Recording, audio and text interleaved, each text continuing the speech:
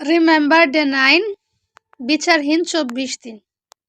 আজকের কবিতা সুরকির সংসার। কবিতাটি নিয়েছি লাভাই লাল শাক পূবের আকাশ, আমাদের বিপ্লবী নেতা শহীদ শরীফ ওসমান বিন হাদি ভাইয়ের লেখা একমাত্র কাব্যগ্রন্থ, এই বইটা থেকে।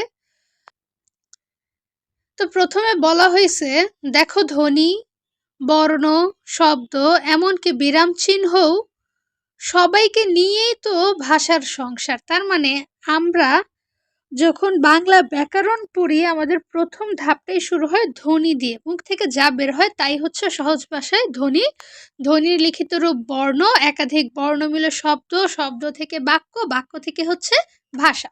তো এইখানে সে বুঝাইছে যে সবকিছু নিয়েই ভাষার সংসার, কাউকে অগ্রাহ্য করা যাবে না, সবাই ভাষার সংসারে গুরুত্বপূর্ণ। তারপরে বলা হয়েছে যে বাক্যের বাড়িতে উপেক্ষা করা যায় কি কাউকেই? তবে তো নিমিষেই নিশ্চল হয়ে যাবে ভাষার শরীর। তার মানে ভাষাটাকে তুলনা করা হয়েছে একটা মানব দেহের সাথে।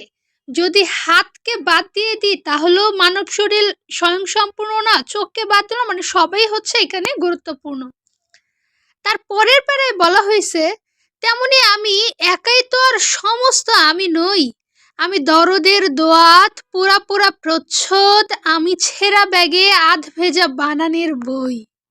তার মানে এখন বলতেছে যে আমার মধ্যে যে সম্পূর্ণ আমিটা আছে, এই সম্পূর্ণ আমিটা একান্ত আমি না। এই আমার মধ্যেও ভাষার সংসারে যেমন ভাগ আছে, শ্রেণী আছে, এরকম আমার মধ্যেও কিছু ভাগ আছে, পোড়া পোড়া প্রচ্ছেদ আছে, ছেঁড়া ব্যাগে আধ ভেজা বানানের বইয়ের মতো হচ্ছে আমার অবস্থা। তার পরের পারে বলা হয়েছে, নিঃশ্বাসের শাবল আরো তীক্ষ্ণ করো প্রিয়, খুলে দেখো এই বইয়ের প্রতিটি পরিচ্ছেদ। তার মানে এখন বলতেছে যে তুমি শাবল হিসেবে, হাতিয়ার হিসেবে ব্যবহার করো তোমার নিঃশ্বাসকে।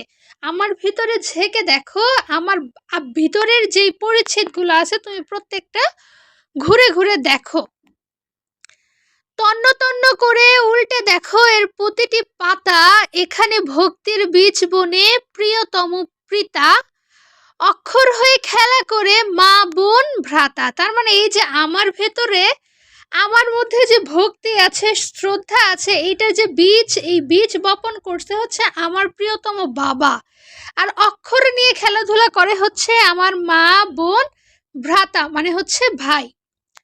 পরের প্যারায় যদি আমরা যাই, আমার মনের মিনারে রেখেছে এদের দরদের গিলাফে জড়ায়া, দোহাই গো ঘরণী বেখেয়ালে কোনোদিন নিও না এ গিলাফ সরায়া। তার মানে সে এখন বলতেছে তার মনের মধ্যে যে মিনারটা আছে, যে বাড়িটা আছে, সেখানে সে দরদের গিলাফ মানে চাদর দিয়ে, মায়ার চাদর দিয়ে, ভালোবাসার চাদর দিয়ে সে তার মা, বাবা, বোন, ভাই সবাইকে আগলে রাখছে। এখন সে তার ঘরণীকে রিকোয়েস্ট করতেছে যে তুমি কোনোদিন বেখেয়ালে এই গিলাফটা সরাইয়া দিও না। তারপর বলা হয়েছে, ভালোবাসা মানে যে নিঃশর্ত আত্মসমর্পণ, ভালোবাসা মানেই তো অনাদে ঋণ। এখানে বলতেছে যে ভালোবাসা মানেই হচ্ছে নিঃশর্ত আত্মসমর্পণ, নিজেকে আমি আরেকজনের কাছে সমর্পণ করব। আর ভালোবাসা মানেই হচ্ছে অনাদে ঋণ।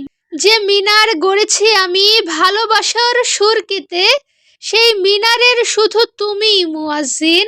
তার মানে এখন সে তার আকাঙ্ক্ষিত মানুষকে বলতেছে যে যেই মিনার আমি গড়েছি সেটা হচ্ছে শুধুমাত্র এই যে বাসাটা, ভালোবাসার ঘরটা, এটা সে শুধুই তৈরি করছে, এইটার একমাত্র মেইন উপাদানই হচ্ছে ভালোবাসার সুরকি। সুরকি মানে হচ্ছে ইটের গুঁড়া, ছোট ছোট ইটের টুকরাগুলা বা গুঁড়াগুলা।